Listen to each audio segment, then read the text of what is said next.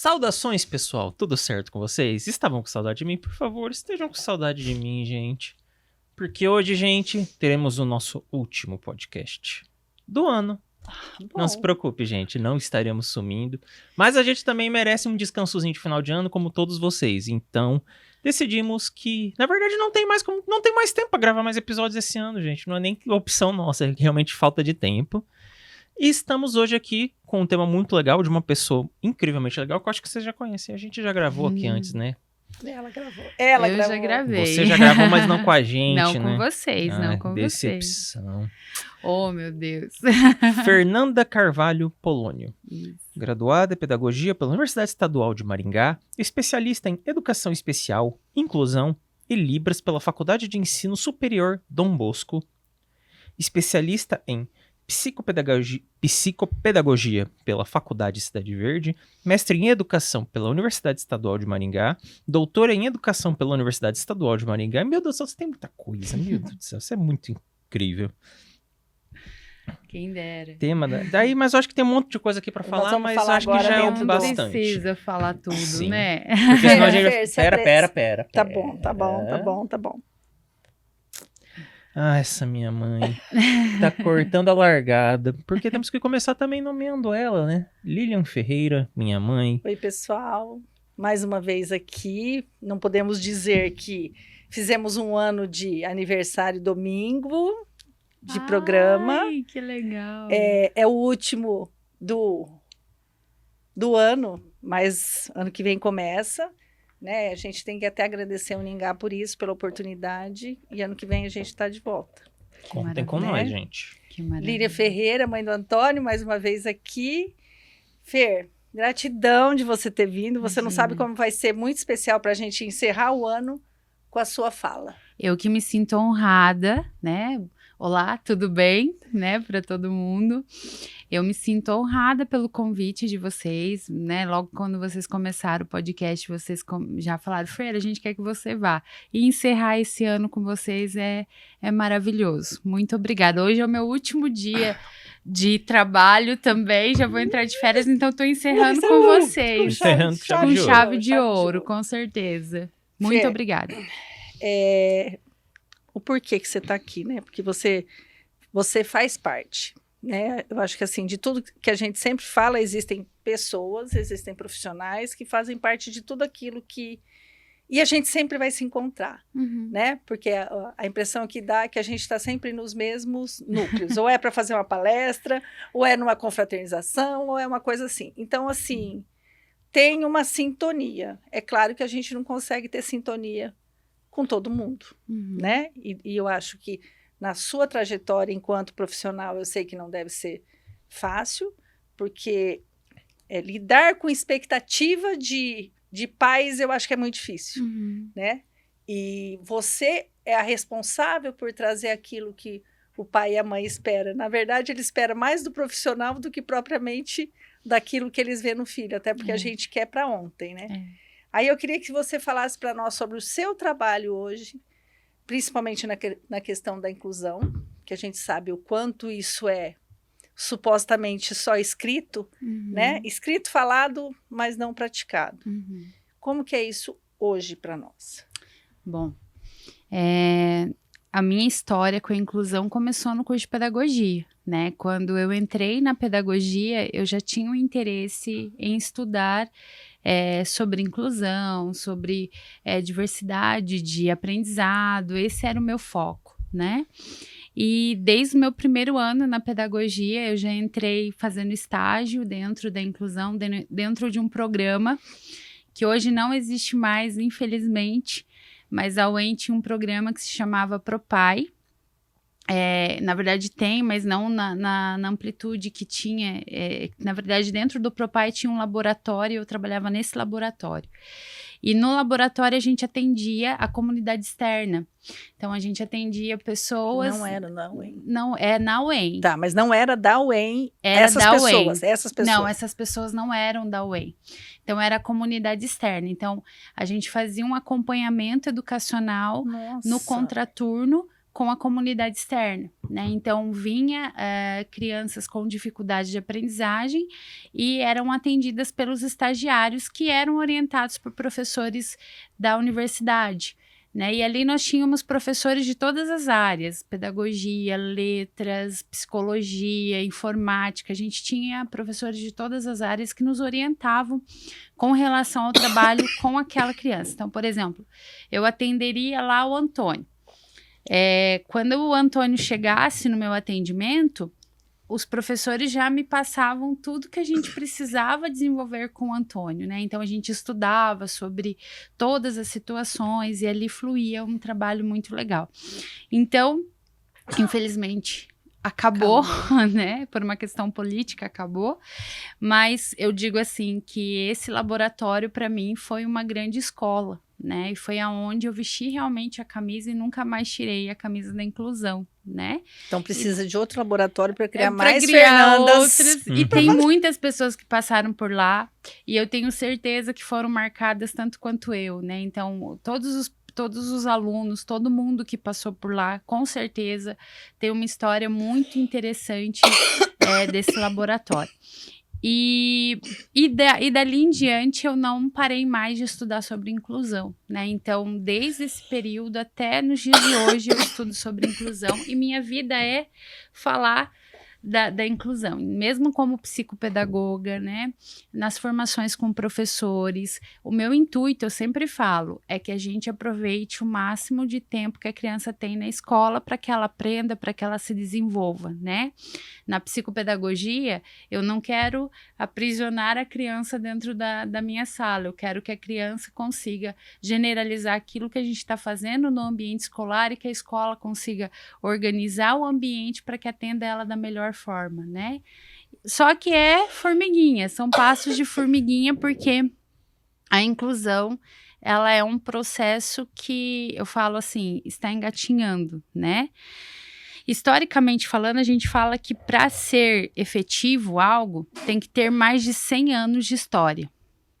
E a inclusão tem 25, 23 anos de história. Então, isso se conta muito ainda. Né? Então, assim, somos um bebezinho. A inclusão é um bebê e tem muita coisa que melhorar, tem muita coisa que fazer. O que a gente não pode é desistir, né? Com certeza. Se a gente desistir, a coisa não vai fluir, não vai andar. Realmente... É questão de política pública se pensar, Sim, né? É uma questão total. de trabalho, não é uma questão que... Como que eu posso dizer a respeito disso? Querendo, não temos que elaborar políticas públicas, mas também tem um estudo a respeito disso, querendo ou não. Para quem não sabia, agora eu comecei também um mestrado. Parabéns! Em que se trata exatamente de política pública. Então, espero que eu comece a aprender um pouco mais a respeito disso para poder ter o mesmo... Até mesmo aqui, sendo uma situação onde eu poderia... estar falando melhor com você a respeito disso, né? Ter uma autoridade, uma propriedade na conversa minha.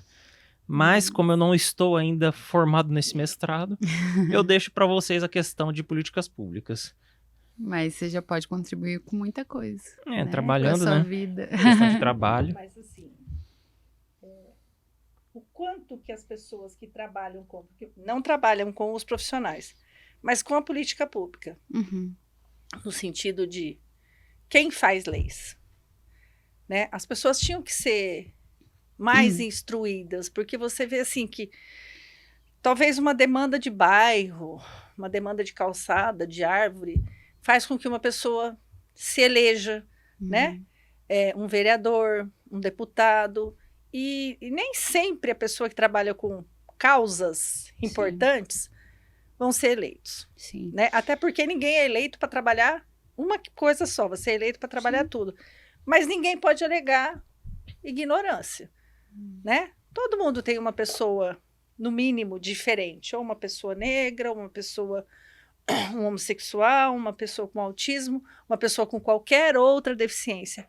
Acho que não existe mais. E até porque deficiência você adquire também. Né? Então, hoje eu posso estar perfeito e amanhã não mais, né? Eu acho que, assim, até a questão da idade faz com que você passe a ter algumas deficiências. Com certeza. Que você já não é mais pleno, você já não se resolve. Sim.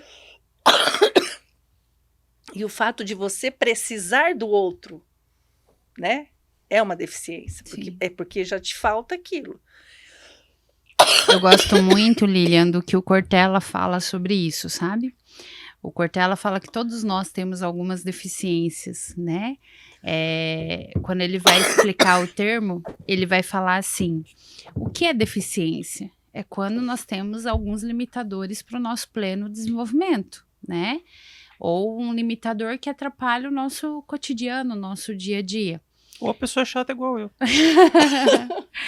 Mas esse limitador todos nós temos, né? Em alguma área do nosso desenvolvimento a gente tem alguma lacuna, algum limitador também. Ninguém é perfeito, ninguém é completo, ninguém é pleno em tudo, né? Então, essa visão traz muito a ideia do diferente, né? Da gente trabalhar o diferente. E isso é algo que sempre... Lilian, quando eu penso na inclusão, eu tento pensar pela perspectiva da família e pela perspectiva do professor e pela da criança, né? Então, eu tento pensar nesses três. Mas, o que eu vejo assim, por exemplo, quando a gente fala de política pública, quando a gente fala de inclusão, eu vejo que nunca é pensado na perspectiva da escola. Não. Tanto e do profissional da escola. Exato, porque tanto é que as políticas públicas que nós temos hoje, elas foram feitas graças a pais que lutaram por isso. Só que esses pais não têm o respaldo educacional, não sabem o que é estar dentro de uma escola, né? E quando eu dou formação para os professores sempre me falam da política pública. Fernanda, mas a gente não tem respaldo da política pública, nós não temos isso, não temos aquilo, e nós precisávamos de tudo isso para que a inclusão acontecesse mesmo. E eu falo para eles assim, e por que nós não temos? Porque não fazemos. Porque vocês não lutam por isso. E quando eu falo vocês, eu me coloco nesse bolo aí, porque a gente não luta para isso, né? Quantos de vocês acompanham o que está sendo discutido pelos deputados, pelos senadores, de leis, né? Quantos de vocês vão atrás deles para cobrar? Quantos, na hora de votar, olham lá o plano daquele sujeito referente à diversidade, referente à educação? Então, assim, os professores, eles têm muita força para tudo, só que eles não lutam pelos próprios direitos nesse sentido, né? Então, por exemplo, a inclusão, gente, tá aí. E a gente tá vendo um boom bem grande de crianças atípicas na escola. Quando eu comecei, lá no meu primeiro ano de pedagogia, era 1 ou 2 na escola inteira. Hoje é uns 3 por sala. 4, 5, Antônio. Por exemplo, eu fui numa escola... 4 ou 5, você fala para mim, numa sala de 20? Numa sala de 20. Eu fui num CEMEI, há umas 2 semanas, e as meninas falaram assim, Fernanda, a gente tem 5 autistas dentro da sala. Aí eu pensei assim, não deve ser tudo autista. Pensei na minha cabeça, né? Eu falei assim... Eu acho que algum ali deve ser algum outro diagnóstico, mas o médico deve ter fechado como autismo para segurar algum direito. Pensei assim, né? Gente, eram 5 autistas e tinha mais um ali que não tinha diagnóstico. Nossa Senhora. Então, assim, que realmente tem todas as características, né? Então, e a professora perdida, porque aí ela quer atender, ela dá uma aula pensando na igualdade, não na diversidade, porque ela estudou dessa forma, ela aprendeu dessa forma e ela não consegue ver outra forma de ensinar. E daí é onde a gente entra, né, para desconstruir isso. Olha, a gente vai ter que mudar a forma que a gente ensina, a gente vai ter que mudar os nossos objetivos, né? Então, e isso é um processo bem difícil para o professor, é um processo bem complicado. E também, não só isso, por exemplo, você tem 5 alunos, 6 alunos autistas numa sala, o que você tem de garantia pública para isso? Nada. Né? Não tem nada. Como você vai colocar um professor para cada aluno? Não tem como, não tem como, Lilian, mesmo se tivesse profissional. Primeiro que a gente não tem, né, profissional Imagina, os outros alunos não vão ter aproveitamento nenhum. Segundo, que não é viável ter 5 professores na sala, né? Não é viável isso. Para isso, você vai ter que tirar mais 5 dos que não tem nada. E como que a gente vai trabalhar isso? Tem que ter uma mudança radical no sistema de ensino, né? E a gente já está vivendo isso. Mas eu vejo, assim, que é um movimento que está sendo, assim, buscado pelos pais. Muito, assim, os direitos estão sendo buscados pelos pais ou pelos próprios autistas. Sim. Hoje estão com uma voz muito, muito forte diante disso. Mas os educadores não estão buscando. E daí as necessidades deles... Quem vai trabalhar são eles. Então, mas as necessidades deles não estão sendo contempladas nessas leis, né? E precisa ser contemplada nessas leis. Mas a gente observa isso muito, né? Não é nem questão de lei, muitas vezes, é questão de projeto de governo, é questão de como está sendo aplicado, porque aquilo não adianta ter uma lei se a lei não se for cumprida depois. O interessante é ter algo sendo feito mesmo. Que nem assim... Foi esse ano que a gente começou a estudar o plano municipal da pessoa com deficiência. Uhum. Então, assim, o plano municipal, ele vai ter que contemplar todas as áreas. Sim. Urbanismo, saúde, educação. Uhum. Quer dizer, a cidade precisa de um plano municipal nos próximos 10 anos do que vai acontecer. Sim. Né? Que a gente sabe da dificuldade de profissional, de tudo isso. Mas a coisa vai aumentar... Não é nem gigante, gradativamente, né? Que nem você fala assim, mas você fez uma fala aí importante e que muito me preocupa. Essa questão do diagnóstico dado para a pessoa ter direitos. Não vou nem falar em benefícios, mas ter direitos mesmo. Qual que é a sua visão a respeito disso? A minha visão é que não precisaria ter uma lei só para isso, né? Eu acho que todos nós somos humanos e precisamos que os nossos direitos sejam atingidos, né? Então, contemplados, sejam atendidos. Eu acho que a gente não precisaria de um rótulo, sabe? Para dizer, para ter o mínimo. O nome é importante, ter o diagnóstico é importante para autoconhecimento, para conhecimento das pessoas. Mas não para carregar ele pro resto da vida. Mas não para guiar política pública somente, né? A gente sabe que é importante também para pensar em políticas públicas, mas não só para isso. Então, por exemplo, quando a gente pega a política pública educacional de inclusão, gente, ela é linda. E ela fala assim, que todo sujeito com necessidade educacional especial tem direito à adaptação, tem direito a um olhar diferenciado, a metodologia diferenciadas. Lá está escrito isso. Todo sujeito com necessidade educacional especial. O que é necessidade educacional especial? Tudo. Não está dizendo sujeito com deficiência, sujeito com transtorno, sujeito... Não, está dizendo que se a pessoa tem uma necessidade de educação diferenciada, ela tem que ter. Só que por que essa lei não funciona na prática? Porque não dá suporte. Daí é nisso que eu falo, Antônio, que os professores têm que começar a cobrar.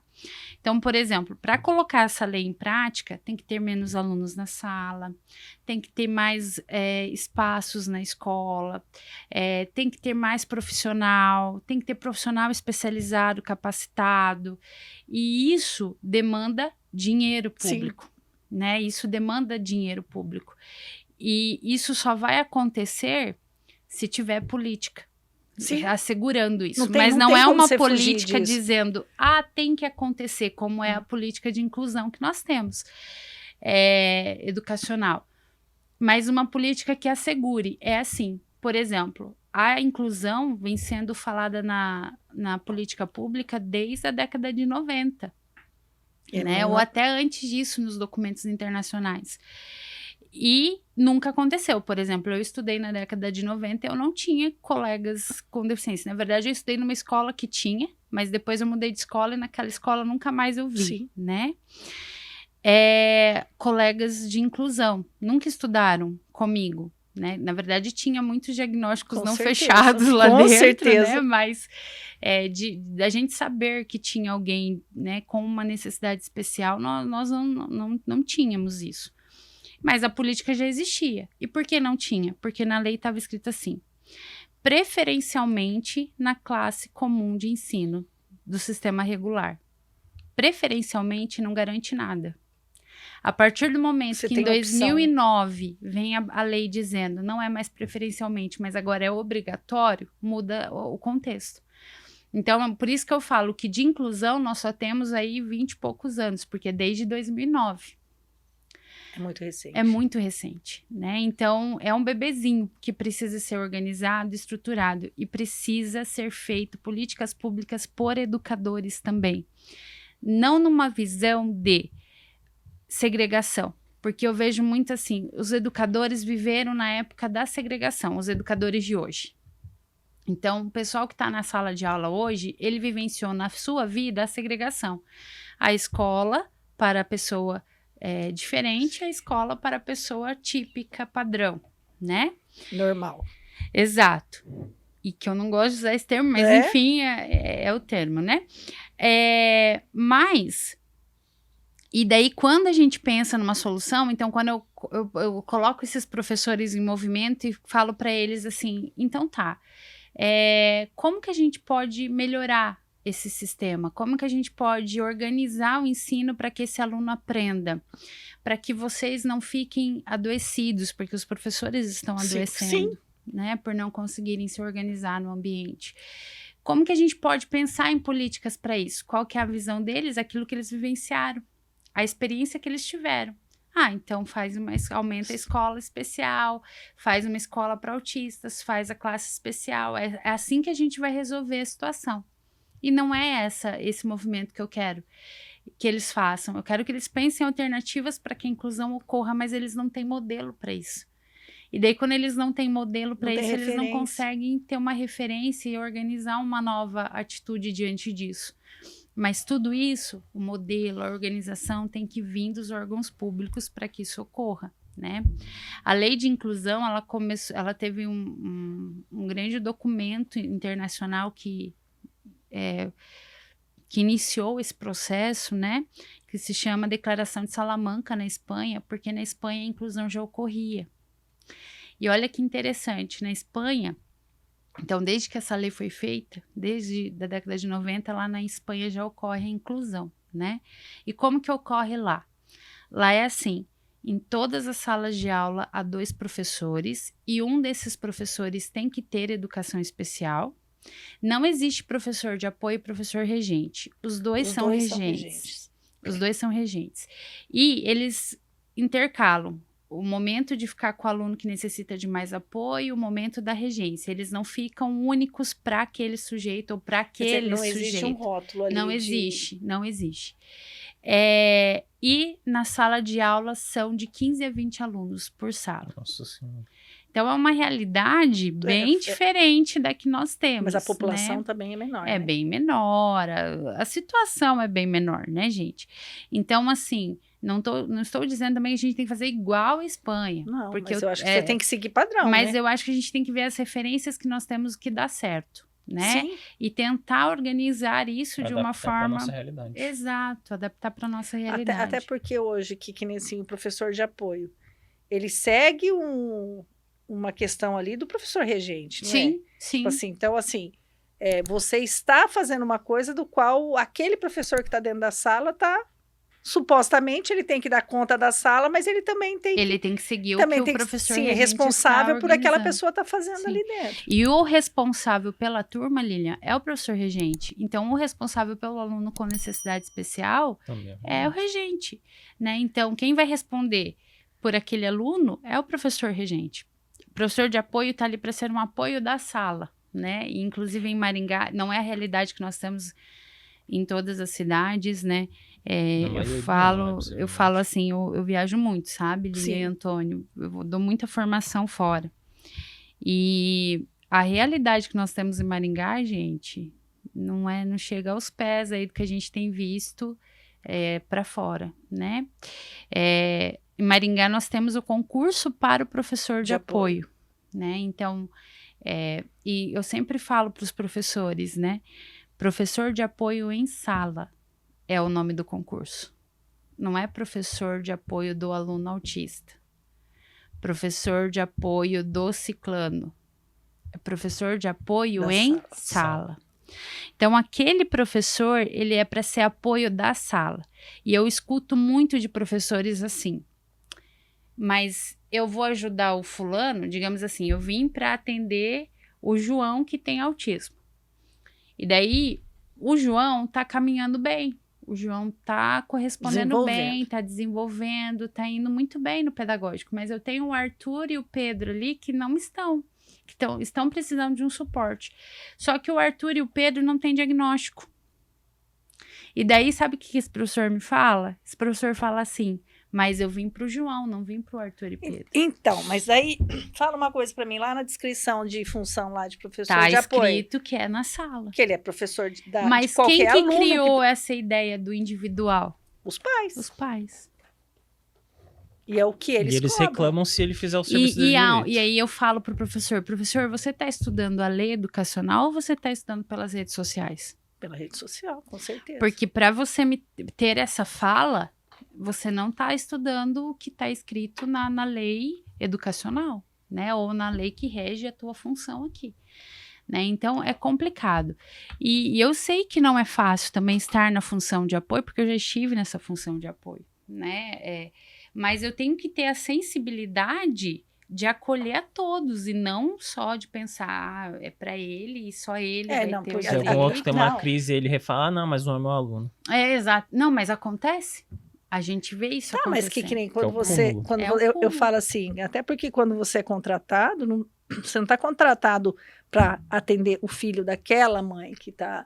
Você está contratado para atender o aluno. Sim. Ali não especifica quem vai ser esse aluno. Não. Ele pode ser o aluno desse ano, como o ano que vem vai ser outro aluno. Então, Exato. e existe uma questão assim que eu escuto muito de carregar o professor de apoio junto com o aluno.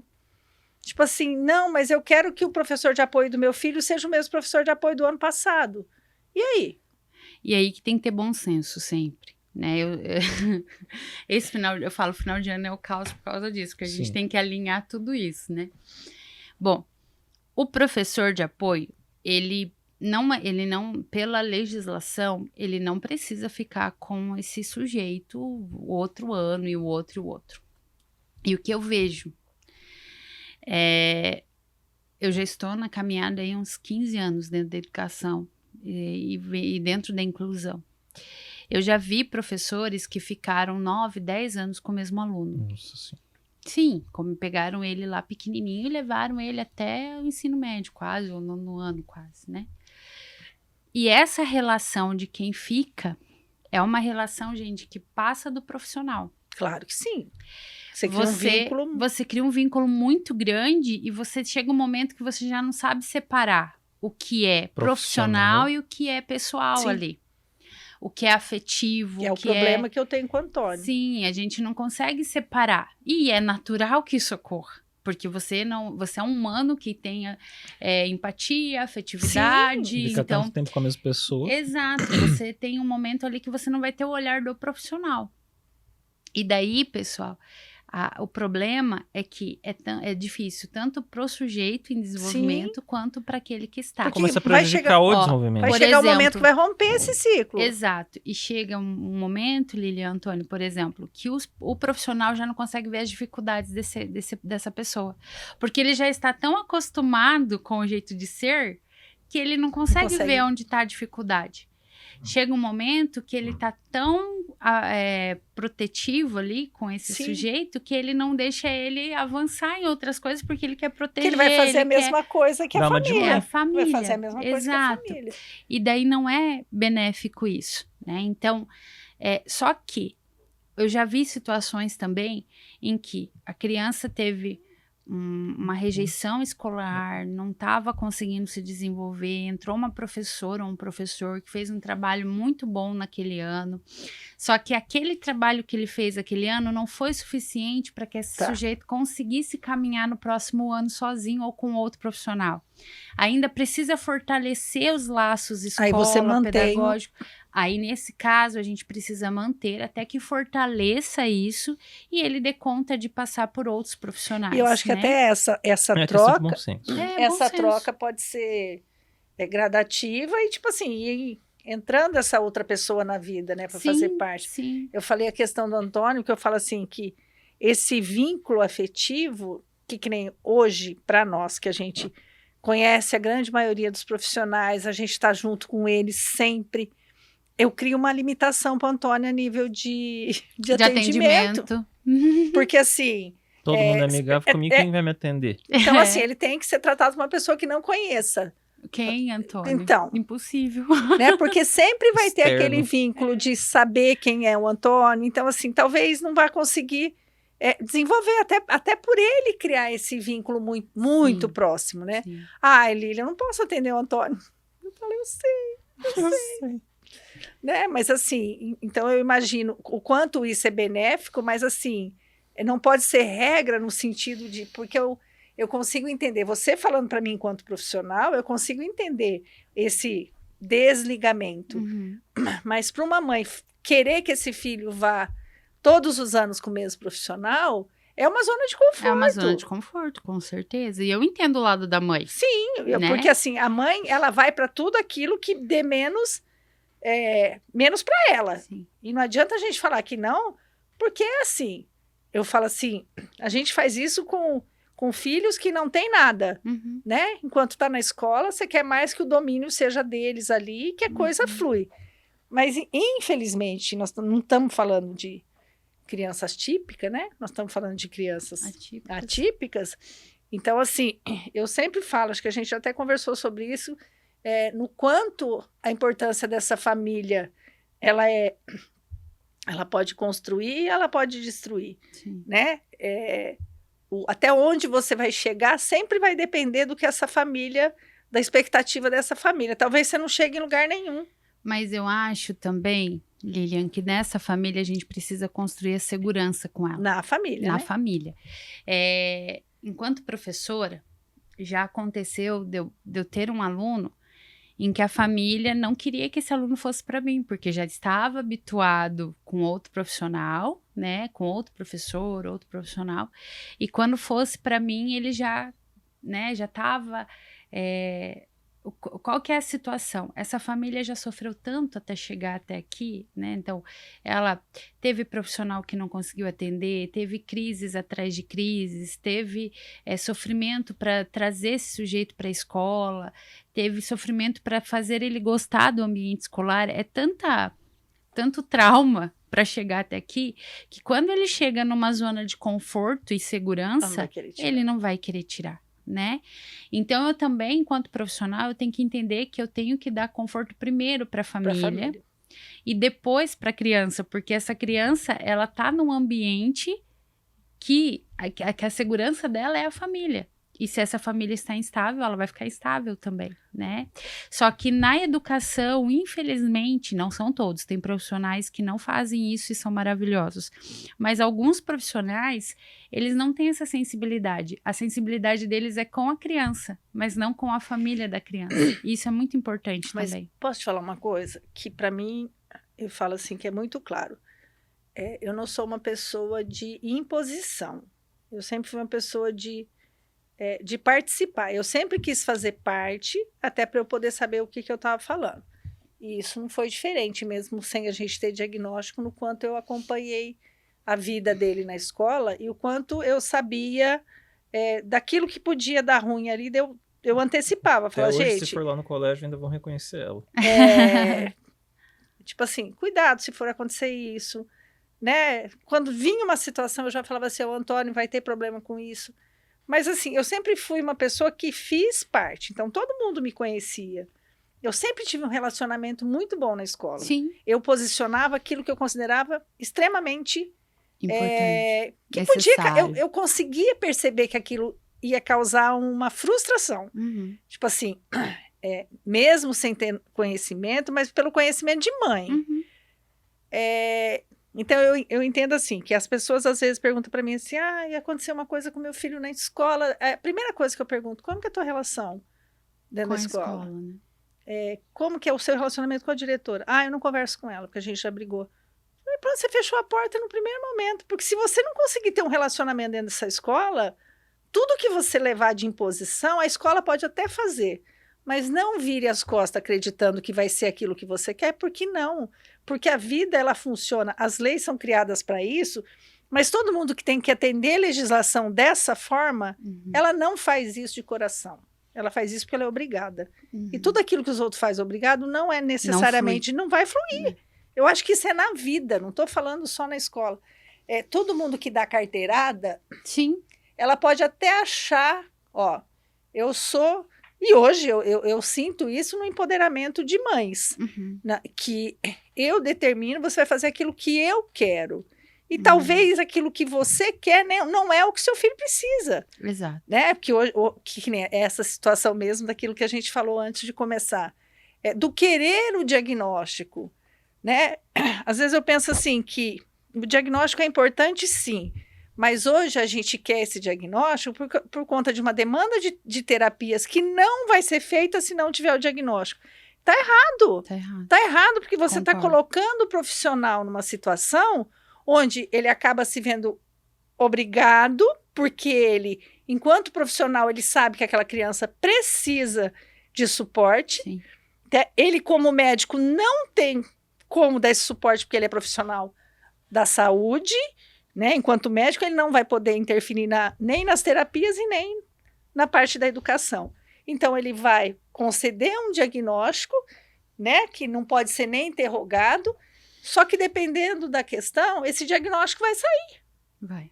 E como que ele vai tirar esse diagnóstico? E como que vai ficar a situação, né? E tá sendo tirado, então, né? Eu sei disso, e assim, a gente até viveu uma situação muito desagradável mês passado.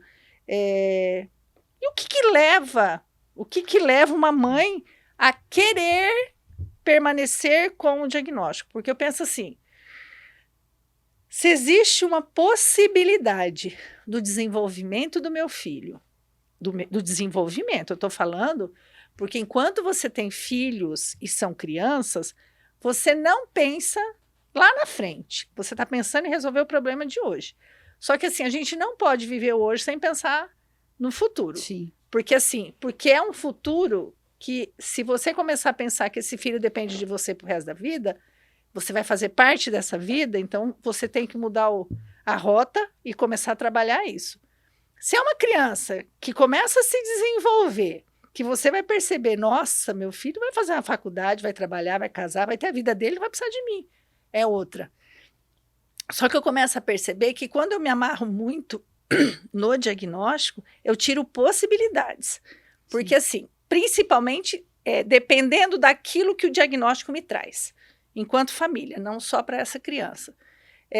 Eu recebo um benefício, eu vou me segurar nesse benefício. Porque a partir do momento que esse meu filho começar a desenvolver e eu perder, o que eu vou fazer? Não estou falando que isso é regra, Sim. mas a gente sabe. Sim, Quem convive com isso, a gente sabe muito bem que existe Sim. isso. E hoje, muito mais. Eu falo assim, que a procura por benefícios, em todos os sentidos, ela é tão absurda que vai chegar um momento que pessoas que contribuíram a vida inteira, não sou egoísta, não sou nada, eu sou uma pessoa que eu consigo, não faço parte faço parte das pessoas que pagam, né?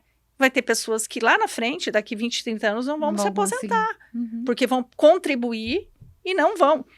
E aí, não somos nós que temos que compensar essas coisas para os outros. A gente tem que entender que a gente paga porque a gente... É para nós. Sim. Isso, né? E não é para as outras pessoas. Quem tinha que arcar com isso não seria o trabalhador, mas a gente sabe que quem acaba pagando a conta também é a gente. Então, assim, só que isso é um círculo tão vicioso que essas pessoas não querem sair desse...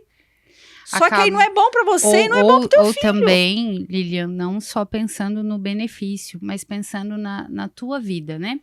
Você ficou a vida inteira replanejou sua trajetória, né? Recebi um diagnóstico do meu filho lá com 2 anos de idade e eu replanejei a minha vida, né? E eu vou levando... achando que ele vai ser dependente de mim o resto da vida. E isso vai se tornando parte de quem eu sou. Sim. E quando você fala, não é isso, para esse sujeito também é muito complicado. Então, é um choque, mas você né? sabe o que é o Mas choque? tem que ter o choque. O trabalho interno. Porque assim, ó, às vezes, Eu falo que muita gente que vai ouvir eu falando isso vai falar, só pode ser a Lília para falar isso. Mas, infelizmente, é uma realidade. E todo mundo vê, nem todo mundo fala, Sim. porque as pessoas não querem se Sim. indispor. Mas como ninguém tem problema comigo de se indispor comigo, eu acho que eu tenho direito de falar. Eu falo assim, você não pode viver carregando o diagnóstico do teu filho Sim. na situação de... Porque o que eu penso? A gente precisa trabalhar mães para fortalecimento no sentido de que você, além de ser mãe, você é uma pessoa que pode fazer qualquer coisa, Exato. além de ser mãe. Porque quando eu tiro um diagnóstico de uma pessoa e essa mãe deixou de ser a pessoa que vai poder fazer barraco, que vai poder bater no peito e eu tenho direito, ela deixa de viver. Uhum. Porque era o que levava Que era isso que ela. estava conduzindo Porque a às vida dela. vezes a gente se depara com pessoas, e não são poucas, não é Maringá, é todo lugar que a gente vai se deparar com as mesmas pessoas, Uhum. que você vê que o discurso nunca é pelo filho Mas é pela uma luta interna dela. dela. E se você tirar isso dela, acabou. É. Eu vou brigar pelo quê? E é isso que eu tô falando, é um processo muito complexo daí. Porque daí a gente tem que envolver toda uma consciência de si, né? Quando eu recebo, por isso que muitas vezes a gente fala para os pais, né? Pai, procura um terapeuta para você, Fortalecer. cuida de você, você precisa ser cuidado, você precisa ser olhado. Por quê? Vou pagar um Porque pra a minha gente mãe. já tá vendo... A tua mãe tá tranquila, né?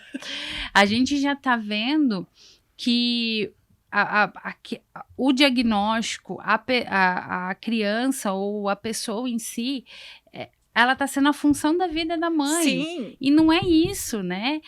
A mãe tem a vida dela, a criança tem a vida dele, a mãe é o suporte maior que ele tem, mas ela tem a vida dela, né? E a gente precisa entender isso. Isso é um processo muito complexo. E você sabe por quê? E quando a gente fala isso, Lili, a gente escuta assim...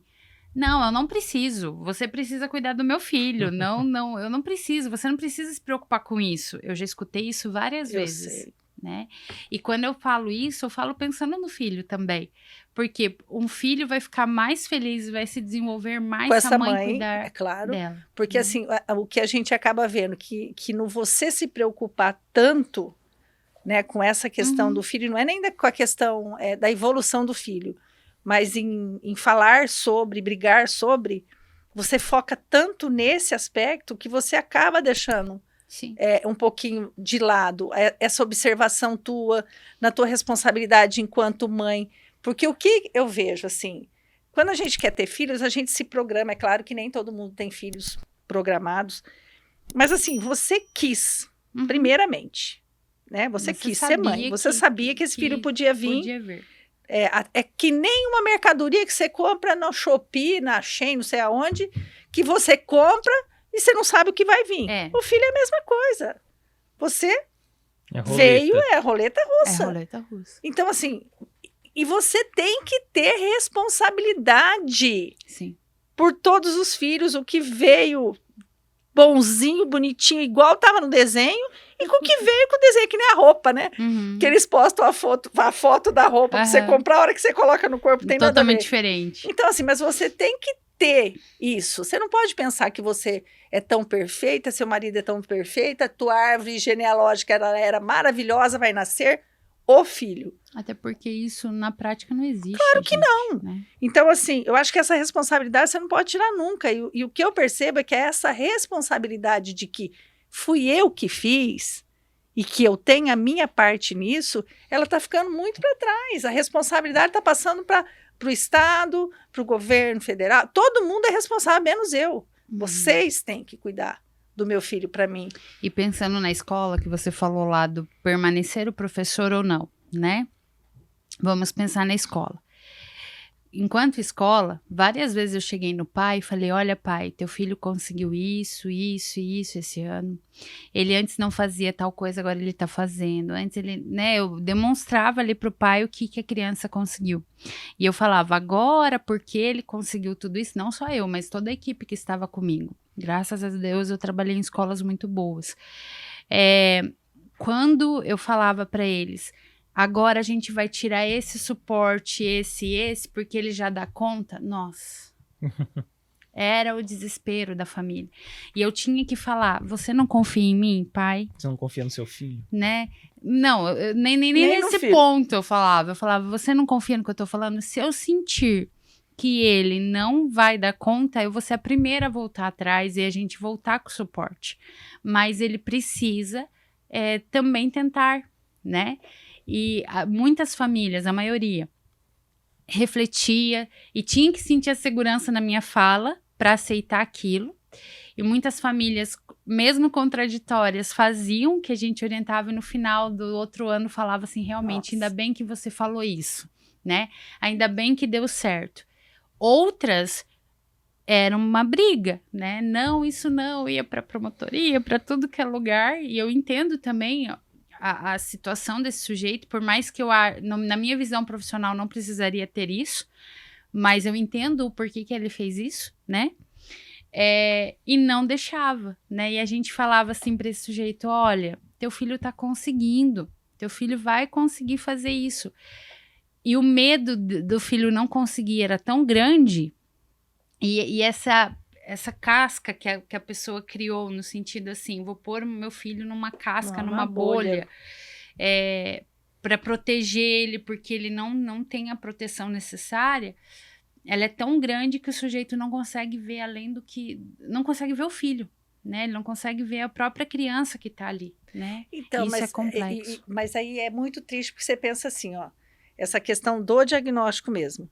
É importante, você precisa ter, você precisa buscar aquilo que é necessário, isso sem dúvida. O que eu queria que as pessoas entendessem é o quanto que a importância da gente trabalhar essa evolução, não é a evolução do filho mesmo, Sim. de você ver esse filho. Eu falo para o Antônio assim, que é a minha frase mais, como que fala? Piegas? Não sei como fala isso. Mas assim... Clichê. O meu sonho é ver você pagar impostos. Porque quando eu tiver certeza disso, que você está... até a Receita Federal sabe quem você é. Para mim, está de bom tamanho. Você vai pagar por isso, que seja para você ser cidadão. Que seja para você fazer parte, você pertencer de fato à sociedade. Porque, assim, não é só incluir. Não. Ele tem todo um processo de pertencimento que, infelizmente, não depende de nós, depende do outro. Exato. Não depende de mim. Eu posso fazer tudo para o Antônio estar nos melhores lugares. Não significa que ele vai pertencer a todos. Exato. Não significa. Só que nosso papel, enquanto família, é de criar essas oportunidades. Eu não tenho dúvida disso. Eu falo assim, que eu sou criticada, eu sou a pessoa que eu já virei o foco, e para mim, assim, hoje isso não tem a importância, porque cada vez que eu levo uma pedrada, vem um projetinho novo ali. Então, deixa eu fazer. Mas eu penso assim, que aquilo que eu coloco como missão na minha vida para o Antônio, o Antônio está fazendo mestrado, é uma luta, isso é uma conquista. Até chegar aqui, tá, né? É uma conquista, tipo assim, o Antônio está trabalhando... E agora mais uma luta do mestrado. Sim! Mas, Antônio, o mestrado é uma luta para qualquer um. Ai. Fer, mas eu falo assim, mas assim, ó, são oportunidades que eu não posso deixar passar. Eu tô falando eu enquanto mãe, ele entende isso. Sim. Porque assim, eu não vou estar aqui, isso é fato, tá? Que nem assim, o fato do meu marido ter tido um AVC semana passada, é uma questão de mostrar para você que você tá bom hoje, amanhã você não tá mais, você pode ficar com uma sequela que vai comprometer naquilo que eu faço com ele. Sim. Então, assim, eu tenho que preparar, porque assim, não adianta você preparar seu filho para a tua família, você precisa preparar teu filho para a sociedade, sim. Que nem eu falo assim, eu vou criando espaços de segurança para ele, que daí todo mundo fala para mim assim, mas todo lugar que o Antônio vai, ele conhece todo mundo. Sim, só que essa é a intenção. A intenção é essa, mas só que existe um trabalho realizado. Sim. As pessoas já sabem quem é, qualquer questão dele de um comportamento inadequado ali, as pessoas sabem quem são ele e o que. Ele não precisa, eu falo assim, ele não precisa usar um cordão do girassol 24 horas por dia. Sim. Tá? Eu acho que ele precisa usar um cordão para identificar ele num aeroporto. Sim. Agora, quando nas nossas zonas... No cotidiano, lógico que não, é zona de segurança. Sim. Se você cria esses espaços, você não precisa se preocupar. Porque, assim, qualquer pessoa com deficiência já é um problema para famílias. Problema que eu quero dizer assim, ele é meu filho, eu vou fazer tudo por ele. Mas ele não é filho da minha irmã. Ele não é o filho da minha mãe, que a minha mãe vai se responsabilizar por ele, ou aquele parente, ou nem o irmão dele tem essa responsabilidade. A responsabilidade é minha.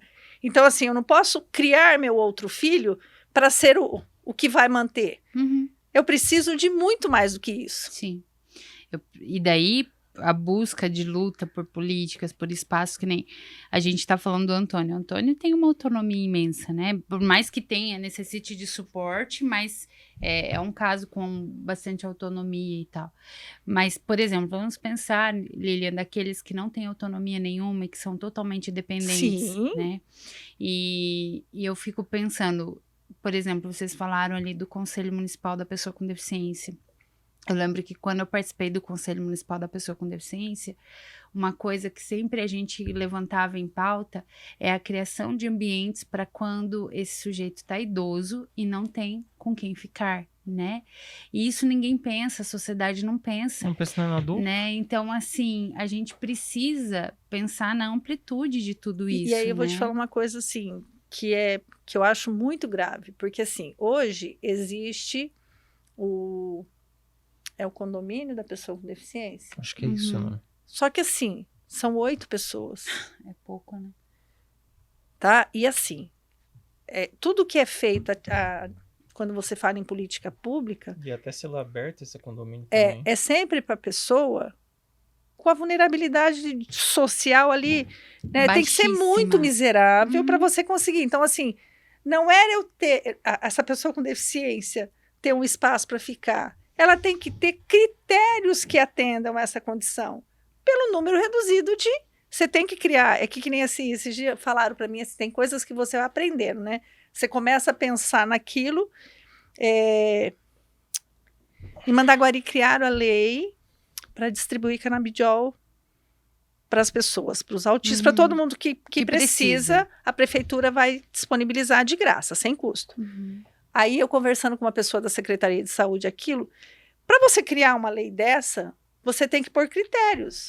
Por quê? O que acontece? Que nem você tem que colocar lá em que situação que essa pessoa pode ter, em todo sentido. É uma medicação cara, então ela tem que entrar assim nessa relação de 15ª regional de medicação de alto custo. Mas se se for a prefeitura que vai disponibilizar isso, tem que ter critério. Essa pessoa não pode mudar para Maringá só para querer receber medicação. Sim. Você entendeu? Porque às vezes você cria uma política em que você faz um boom na sua cidade que você não vai dar conta. Aí você vai ter que criar critérios para isso. E aí, E é uma política muito legal. Na verdade, não precisava de criar uma política para isso. Mas, enfim, como a sociedade está assim, a gente precisa criar mesmo. Mas é aquilo que a gente falou no começo, né? Cria sempre políticas compensatórias, criam brechas. Lógico né? que cria brecha. E daí é o grande problema. Assim como cria brecha na educação o professor de apoio, como cria brecha na saúde a distribuir o medicamento. Lugar. Eu acho que vai criando muletas. O estacionamento prioritário. Vai né? criando... Então, infelizmente. Por quê? Porque a gente tem uma crise ética também, né? Exatamente. E daí é um problema. Porque assim, se a sociedade entendesse, se a cidade fosse inclusiva, tivesse empatia, compaixão, o que quer que seja, era nítido e claro que se a pessoa entrou numa fila, você percebe a dificuldade, você deixa passar na frente. Sim. Isso é cultural. Sim. Você vê no Japão, em todo lugar, que tipo assim, você tá na fila, se a pessoa... Você abre o espaço para a pessoa entrar. Sim. Só que aqui, você está numa fila, você já está brigando. Então, eu penso assim, que as leis, elas teriam que ser temporárias, né? Sim. Tipo assim, você faz a lei até o negócio começar a dar certo. Só que as pessoas desconhecem lei. Não tem como. Hoje eu não consigo ver no Brasil isso acontecer. Não. No Brasil a gente não consegue não, tem ter coisa essa dimensão. Que quando você lê a lei, você fala assim, nossa, é bonito. Sim. Né? O brasileiro sendo brasileiro. Só que assim, a pessoa que faz lei também, ela só vê o pacotinho do papel ali que ela está fazendo. ela não vai atrás, tipo assim, eu quero criar uma lei, que Maringá tem muito disso, quero colocar o selo do autismo nos carros, para que essa pessoa que tem o selo do autismo do carro, ela pode parar onde ela quiser se acontecer alguma coisa dentro do carro. Gente, existe uma lei de trânsito. Não pode fazer de qualquer forma, né? Sim. Tem que fazer respeitando. É a mesma coisa, lei. Vamos pegar a lei Berenice Piana. Eu adoro aquela lei. Eu acho ela maravilhosa. Mas, quando a gente pega lá na questão da educação, meu Deus do céu, eu tenho um problemão com aquilo. Por quê? Lá tá escrito assim: caso comprovada a necessidade técnica, né? Então, quem vai comprovar essa necessidade? Técnica. Quem vai fazer a avaliação. Comprovada a necessidade educacional especial, o sujeito terá direito a um professor de apoio em sala. Mas ninguém leu essa parte, né? Tá, só que daí, quando pega aquele trecho, já entende, todo autista tem direito a professor de apoio em sala. Sim. Peraí, não é todo autista e não é todo autista que precisa. Que precisa, exatamente. E não é porque não é autista que não precisa. Exatamente. Então, eu tenho muitas crianças que não têm autismo e precisam de um apoio, como eu tenho muitos autistas que não precisam e falam assim, eu não preciso de você aqui. Eu tenho uma criança que eu atendo, que ele teve já, agora não tem mais, mas ele teve professor de apoio, e ele olhava para a professora e falava, não preciso que você fique do meu lado. Mas e aí ele é uma dava exigência conta, da mãe. né? E ele dava conta. Não era nem da mãe, a escola tinha tanto medo de não cumprir a lei que colocou um profissional ali, né? Que nesse caso foi isso, né? Chega a um ponto, às vezes, que vira um constrangimento para a pessoa, daí vira mais prejudicial. O doutor Felipe falou isso numa palestra. Exato. Uma vez, que às vezes a pessoa ela não quer. Ela não quer e não se sente confortável com aquilo, né? E a gente precisa pensar na necessidade do sujeito, né? E é isso do aluno ali. Exato. Eu não preciso só pensar na legislação. É lógico que eu preciso da legislação porque o nosso sistema é falho e certeza. A gente precisa garantir muitas coisas porque o sistema é falho, porque a sociedade ainda não está habituada a isso, porque a gente tem crises éticas, enfim. A gente precisa da política pública para isso, mas a gente tem que entender por uma vertente de bom senso também, né? Não é todos que vão precisar. Quem que vai definir isso? É a família que vai definir isso? Né? Não, é a família, escola, pessoa, né? A gente tem que... É um grupo ali, a gente precisa trabalhar em conjunto. Então... Não, mas eu tenho direito, eu quero. Mas e bate no pé e a gente fala, tá indo bem, não precisa, né? Alguns entendem, não, perfeito, tranquilo, não precisa, vamos embora. E outros não. Por exemplo, eu conheço uma escola, Lilian, que eles fazem um trabalho magnífico de inclusão. Sabe? Eles fazem um trabalho muito bom. E essa escola, quando o pai vai procurar vaga, eles falam assim, o pai já leva o relatório médico, dizendo, precisa de professor de apoio. Aí, o pai chega na escola, a pessoa pega e fala, olha, a gente vai ver a necessidade. Então, assim que você fizer a matrícula, a gente vai entrar em estudo de caso do seu filho e a gente vai ver a necessidade se ele vai precisar de professor de apoio ou não. Se ele precisar, com certeza ele vai ter. Essa é a fala da escola. O pai chega em mim e fala, Fernanda, eu não vou pôr. Não vou levar lá. Por quê? Porque eles falaram que não vão dar professor de apoio. Eu falo, não, me explica, pai, como é que foi essa fala. Eles falaram assim, que vão fazer um estudo de caso e vão ver a necessidade, mas ele precisa, como é que ele vai ficar sem? Pai, eu tenho certeza que no estudo de caso eles vão ver que teu filho precisa e vai ser dado um professor de apoio. Sabe o que é isso? Os pais que não conhecem os próprios filhos. Não, mas e tem medo da lei, porque tem medo que ele fique lá, tem medo que aconteça alguma coisa. É que como se o entendimento fosse assim, se a lei tá falando que tem que ter, é porque o meu filho tem que ter. Se eu não der isso pro meu filho... E se eu dou essa abertura, quer dizer que eles não vão dar. É que nem assim, ó, se o médico coloca lá no encaminhamento, precisa de professor de apoio, ecoterapia, natação adaptada, terapia ocupacional, precisa de tudo isso, ele vai entender, né, o subconsciente, que se eu falhar em alguma dessas daqui, meu filho não vai ter o desenvolvimento. Porque quando o médico faz a prescrição de uma medicação, de 10 medicações, você não compra todos? Exato. Por que se ele me dá uma receita, falando que eu preciso de todo aquele tipo de Eu terapia, compro todos. tá, E eu vou mas querer só que fazer assim, tudo. você precisa avaliar qual Exato. delas vai ser mais importante e em qual momento cada Mas uma delas essa vai. avaliação, Lilian, ela só vem a partir do momento que eu entendo. Sim, Que eu entendo do que é o autismo, que eu entendo do que é o sujeito, em que condição meu filho tá. Por exemplo, eu pergunto para pais, às vezes, assim, e eu tenho visto isso, uma sobrecarga de terapias imensa sim, em eu tenho muitas certeza crianças. disso. Muitas. E eu pergunto assim pro pai, o que fulano tá trabalhando com ele?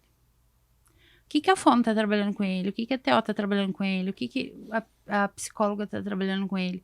O pai não sabe me dizer. Né? E lógico que tem um objetivo ali, só que nem a família sabe, né? Então tá Cadê a levando, leva participação toda familiar? semana. Não, e assim, tá levando toda semana, eu sei que ele precisa, mas eu não sei o que tá sendo desenvolvido.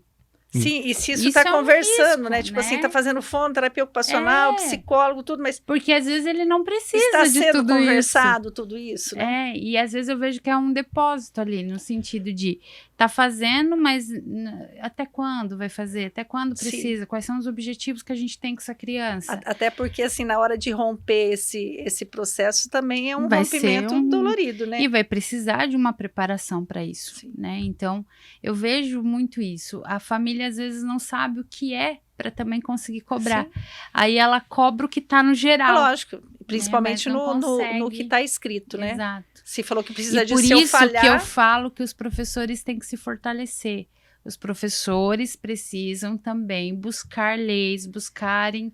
agora então vou pedir para você amparo pra falar isso. assim, dar o que o professor precisa fazer? Qual é essa busca? Vamos ajudar esses Qual professores. Qual que é o caminho dessa busca? O caminho é cobrar deputados, senadores, vereadores, o pessoal que está lá na formação da lei, para que façam leis que ajudem a educação. E é cobrar, não brigar. Ou cobrar. Mas para cobrar eu tenho que ter conhecimento. Conhecimento. Então, eu tenho que estudar muito sobre. Para isso depois também não virar uma coisa que vem Exato, contra o porque teu eu trabalho. não posso chegar assim, ó. Por exemplo, Lilian, teve uma lei que foi barrada lá no Senado, que é uma lei que todas as escolas deveriam ter aula de robótica. Essa lei foi barrada. Por que essa lei foi barrada? Porque essa lei vai contra o que é considerado ciência. Não tem nenhum estudo científico que comprova que todas as escolas necessitam ter aula de robótica. Entendi.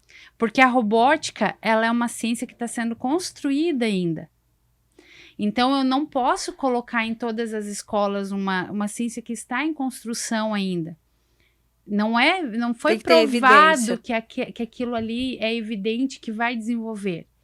Assim como eu não posso chegar num deputado e falar, eu quero que você faça uma lei para isso. Sim. Se eu não sei o que isso vai desenvolver. Se você não apresentar isso de uma forma... Então, primeiramente, professores precisam estudar muito sobre desenvolvimento, participar de grupo de estudos, voltar para a universidade, discutir. E não é estudar via Instagram, WhatsApp, né? Não, é estudar mesmo, buscar as fontes que estão discutindo a ciência, as evidências científicas mesmo, né? E onde a gente vai encontrar isso? Universidade. É nas universidades que a gente vai conseguir isso. Faculdades e universidades, é lá que a gente vai conseguir isso. Tendo o amparo e o subsídio, eu vou cobrar. Lógico. Aí sim eu vou cobrar. Olha, vocês precisam fazer isso por causa disso, disso e disso. Porque daí eu já tenho o argumento para tal coisa, né? Então, pesquisa e política pública tem que caminhar junto. Que bom, que ótimo recado. Nosso tempo esgotou-se, mas isso é sinal de que nós temos... Já tô enchendo o saco da minha mãe. Nós temos muita coisa para falar ainda. Né? Quer dizer que vamos ter uma volta futuramente, né? Eu volto. Você aceita, né? Lógico, aceita com mesmo? certeza, com certeza. Aceita mesmo. Pode chamar que eu venho. Tá bom. Pode chamar que eu venho. Eu vou deixar você pedir para curtir, se inscrever. Mas você já tá falando, pode falar. Bom, pessoal, não posso deixar de pedir. Nosso canal continua ativo. Ano que vem começamos de novo. Então, curta, compartilhem, se inscrevam no canal. A gente está aqui para isso, para ver pessoas que vêm falar com conhecimento, com evidência, que fala daquilo que faz e daquilo que conhece de estudo. E de estudo não é aquilo que a gente pensa. Por isso que eu falo assim que Eu dou opiniões e falo da minha vida. Então, tudo que eu falar da minha vida, eu tenho evidência científica do que eu falei, do que eu vivi. Mas, assim, eu não posso falar do outro. Exato. Mas daquilo que eu vivo enquanto mãe e mãe do Antônio, eu posso falar com propriedade. Se isso vai acrescentar ou não, ele serve pelo menos de laboratório para que dentro a gente tenha um profissional que valide a nossa fala ou que não valide. Não, Lilian, não é assim, ó. Perfeito. Não é assim por isso e isso. Perfeito. Então, assim, para nós, cada dia que a gente está aqui é um dia de estudo. Por isso que as pessoas que vêm aqui são pessoas que fazem parte da nossa rede de relacionamento, nossa rede de apoio. São pessoas que a gente se conheceu em algum momento por conta do autismo e que talvez a vida inteira a gente vai se relacionar por esse motivo. Mas, Sim. assim, são pessoas que têm uma troca, né? Perfeito. E eu agradeço eu acho que é uma troca... por fazer parte desse grupo. Nossa, Com eu certeza. acho que isso é perfeito. Então, assim, eu vou fazer um convite que eu não posso deixar de falar. Nosso outro projeto, Enconteia, eu acho que ele está crescendo Sim. bastante e gostaria que você um dia pudesse participar, até para você vivenciar, né? Se você tiver pacientes que você queira que a família participe. Hoje o grupo está com 80 pessoas, entre profissionais, autistas, pais. E esses grupos acontecem com sempre um encontro mensal, onde a gente vai Final no do local, a gente busca um local que possa receber. Acolher. Né? Não é um lugar que a gente vai chegar lá no escuro e tudo vai acontecer, não. Para a gente não ser pego de surpresa. Tem 2 psicólogas que participam efetivamente, estão em todos os encontros. Vão mais que vão porque querem conhecer, querem estar junto. Tem sido muito produtivo. A gente já conseguiu fazer um encontro em Londrina. Foi esse mês, né? No comecinho do mês. Legal. Então, assim, é um grupo de relacionamento onde eles se conhecem, onde eles estão num espaço social. Super necessário. Né? Eles conseguem, talvez eles tenham oportunidade de voltar nesses espaços sozinhos, com amigos, irem sozinhos. Nem todos que estão lá necessitam de tanto suporte, mas fazem questão de estar lá para participar. Então, está crescendo, está se fortalecendo. Os médicos vão para acompanhar, tipo assim, meu paciente vai estar aí hoje, e eles têm encaminhado os pacientes para participar. Então, Legal. assim, eu falo assim, que é mais um iniciozinho que eu tenho certeza que vai dar E certo. eu acho que é primordial, porque eu vejo assim, isso me incomoda muito. O sujeito, quando é criança, tem todo um suporte lá, né? E a hora que é adulto... Aí, quando começa com adolescente, jovem, adulto, ali se perde tudo também, isso. assim, não tem um Porque critério a gente não Eu sou faz um perdido. trabalho de vivência social. E isso é primordial. Então, Muito assim, legal. então nós estamos tentando fazer um resgate aí, porque normalmente a grande maioria dos que estão tiveram um diagnóstico tardio. Né? Legal. Então, assim, é um Muito convite legal. para quem não conhece ainda, Enconteia, é só procurar a gente na rede social, pode entrar no Outstar mesmo, no Instagram. A gente sempre conhece a pessoa antes da pessoa participar, porque a gente tem algumas regras até para a gente não ter pessoas dentro do grupo que se Aproveitem. intitulam autistas e podem entrar num grupo, Sim, a gente não sabe quem é. Então, assim, a gente procura criar um espaço seguro. perfeito. Mas é isso, pessoal. Novamente, inscrevam-se, curtam, compartilhem com todo mundo que vocês conhecem, amigos, inimigos, pessoas que não gostam, até pessoas indiferentes a vocês. Mas hoje me despeço, desejo boas festas, um Feliz Natal, um Feliz Ano Novo e que 2024 seja um ano incrível para todos os que estão aqui presentes e do outro lado da câmera. Muito obrigado, obrigada. pessoal. Fer, Tchau, tchau. eu vou falar assim, 2024 é um ano de políticas públicas. Então, acho que a gente tem que pôr na cabeça das pessoas para pensar Vamos em lutar. políticas públicas para tudo aquilo que a gente está falando. Fer, eu te espero aqui ano que vem. Venho. Só Deus me te chamar que eu abençoe. venho. Amém. Vocês também. Muito obrigada pelo convite. Vamos fechar o ano com chave de ouro. É Obrigada, isso, gente. meninos. Tchau, tchau. Tchau, tchau. Feliz Natal, obrigado pelo ano todo, por tudo que vocês fizeram por nós. E até o ano que vem, se Deus quiser, também. Sim.